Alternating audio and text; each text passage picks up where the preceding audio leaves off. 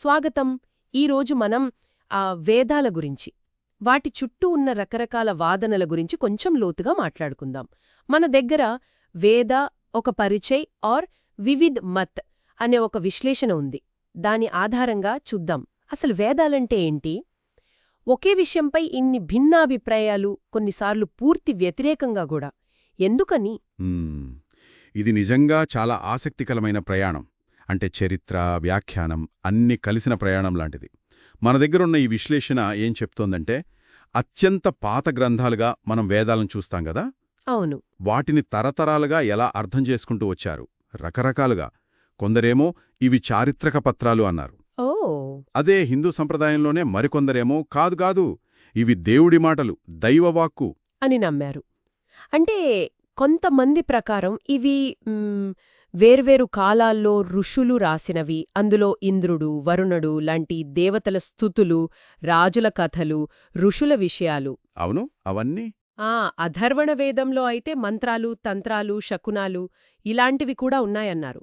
ఇంకొందరైతే పూర్తిగా కర్మకాండల మీదే దృష్టి పెట్టారు కదా. అది ఎటూ దారితీసింది? అవును, ఆ కర్మకాండలపై మరీ ఎక్కువగా దృష్టి పెట్టడం అదో కొన్నిసార్లు వివాదాస్పదంగా మారిందని ఈ మూలం చెబుతోంది. అంటే యజ్ఞాలలో పశుబలి, అయ్యో, నరబలి అని కూడా అంటున్నారు. ఇంకా మాంసం, మద్యం వాడకం ఇవన్నీ కూడా వేదాల్లో చెప్పినవే అని భావించారట. ఓ అలాగా. ఇది పంచమకారాలు అంటారు కదా. మాంసం, మద్యం, మైథునం, ముద్ర, చేపలు. వీటికి ప్రాధాన్యత ఇచ్చే వామమార్గం అనే ఒక పద్ధతికి ఇది దారితీసిందని మూలం చెబుతోంది. అది కొన్నిసార్లు వివాదాస్పద తాంత్రిక ఆచారాలతో కూడా ముడిపడి ఉంది. సహజంగానే ఇలాంటి వ్యాఖ్యానాలు తీవ్రమైన వ్యతిరేకతను తెచ్చిపెట్టాయి. అంటే వేదాలను తప్పుగా అర్థం చేసుకోవటమే వేదాలకు వ్యతిరేకత పెరగడానికి కూడా కారణమైందన్నమాట. ఆసక్తికరంగా ఉంది. మరి ఈ వ్యతిరేకత ఎలా కనిపించింది? కొందరేం చేశారంటే ఇలాంటి వ్యాఖ్యానాలు చూసి అసలు వేదాలనే పూర్తిగా పక్కన పెట్టేశారు. అచ్చా. అవన్నీ మోసగాళ్లు రాసినవి అని కొట్టిపారేశారు. ఇది చార్వాక సిద్ధాంతానికి దారితీసిందే. దాని మూలసూత్రమేంటంటే, బహుశా వినే ఉంటారు, యావజ్జీవేత్ సుఖం జీవేత్ రుణం కృత్వా ఘృతం పిబేత్. విన్నట్టున్నాను. అంటే బతుకున్నంతకాలం సుఖంగా బతుకు, అవసరమైతే అప్పు చేసైనా సరే నెయ్యి తాగు అని. అంటే పూర్తిగా భౌతికవాదం అన్నమాట. ఒకవైపేమో ఇలాంటి విపరీతమైన కర్మకాండలు, ఇంకోవైపు పూర్తి నాస్తికత, భోగలాలసత్వం. అప్పట్లో సమాజంలో ఒక రకమైన గందరగోళం ఏర్పడి ఉంటుంది కదా. ఖచ్చితంగా పెద్ద గందరగోళమే.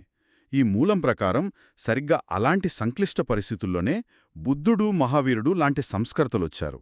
వాళ్ళు ఈ రెండు తీవ్రమైన మార్గాలకు భిన్నంగా వెళ్లారు. అంటే వాళ్ళొక మధ్య మార్గాన్ని చూపించారంటారా? అంటే ఈ చెడిపోయిన కర్మకాండలు వద్దు, అలాగే పూర్తి భోగాల్లో మునిగిపోయే నాస్తికత్వం వద్దు అని అహింస, సత్యం లాంటి విలువల మీద దృష్టి పెట్టారా? సరిగ్గా చెప్పారు. వాటిపైనే వాళ్ళు ఎక్కువ దృష్టి సారించారు. ఇక ఆ తర్వాత కాలంలో ఆది శంకరాచార్యులు వచ్చారని ఈ మూలం వివరిస్తుంది. అప్పటికే సమాజం, సంస్కృతి అన్నీ కొంచెం విచ్ఛిన్నమైన స్థితిలో ఉన్నాయి. అవును.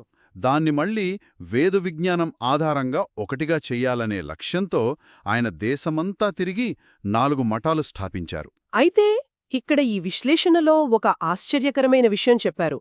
శంకరాచార్యులు చాలా చిన్న వయసులోనే 32 ఏళ్లకే మరణించారట కదా. అవును. ఆ తర్వాత ఆయన చెప్పిన విషయాలు కూడా వక్రీకరణకు గురయ్యాయని అంటున్నారు. ముఖ్యంగా మనం ఎప్పుడూ వినే బ్రహ్మసత్యం జగన్మిథ్య, అంటే బ్రహ్మమే నిజం, ఈ ప్రపంచమంతా మాయ అనే మాట ఉంది కదా. ఉంది, చాలా ప్రసిద్ధమైంది. అది కూడా బహుశా తర్వాతెవరో చేర్చిన మార్పు కావచ్చని, ఇది ప్రజలను వాళ్ల సామాజిక బాధ్యతల నుండి దూరం చేయడానికి దారితీసిందని ఈ మూలం సూచిస్తోంది. ఇది నిజమైతే అసలు శంకరుడి తత్వం గురించి మనకున్న అభిప్రాయమే మారిపోతుంది. అవును, ఈ మూలం ఆ విషయాన్ని చాలా గట్టిగానే చెబుతోంది. అంతేకాదు, శంకరాచార్యుల పేరు మీదున్న కొన్ని గ్రంథాల్లో స్త్రీల గురించి, శూద్రుల గురించి కొంచెం అఘోరవంగా అనిపించే మాటలున్నాయని, అవి కూడా అసలు ఆయన చెప్పినవి కాకపోవచ్చు, తరువాత ఎవరో కావాలని చేర్చినవి, వీటినే ప్రక్షేపాలంటారు కదా, అవి అయి ఉండవచ్చని కూడా అంటోంది. ఆలోచించండి, అహింస గురించి చెప్పిన ఒక యోగి నిజంగా అలాంటి అభిప్రాయాలు కలిగుంటాడా అని ఈ మూలం ఒక ప్రశ్న లేవనెత్తుతుంది. ఇది గ్రంథాల్లో కాలక్రమేణా ఎలా మార్పులు చేర్పులు జరుగుతాయనే పెద్ద సమస్యను మన ముందుంచుతోంది. కాబట్టి ఈ విశ్లేషణ ప్రకారం చూస్తే చివరికి భారతదేశంలో ప్రధానంగా మిగిలినవి ఏవి అంటే వామమార్గం, చార్వాకం, బౌద్ధం, జైనం, ఇంకా సరిగ్గా అర్థం చేసుకోని అద్వైత వేదాంతం ఇలాంటివేనా? ఈ క్రమంలో అసలైన వేద విజ్ఞానం అంటే సమాజానికి, దేశానికి ఉపయోగపడే జ్ఞానం అది వెనక్కి వెళ్ళిపోయిందని ఈ విశ్లేషణ అంటోందన్నమాట. అయితే ఈ మూలం ఇంకో ముఖ్యమైన విషయాన్ని కూడా గుర్తించింది.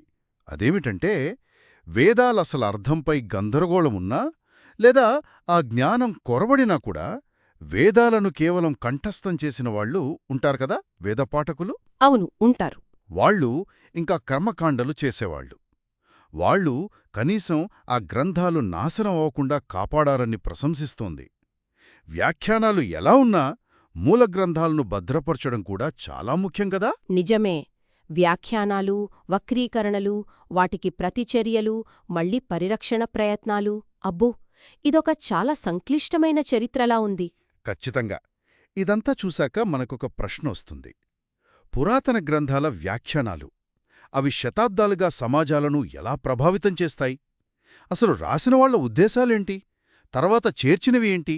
లేదా తప్పుగా అర్థం చేసుకున్న విషయాలు ఏంటి? వీటి మధ్య తేడాని మనం ఎలా గుర్తించగలం?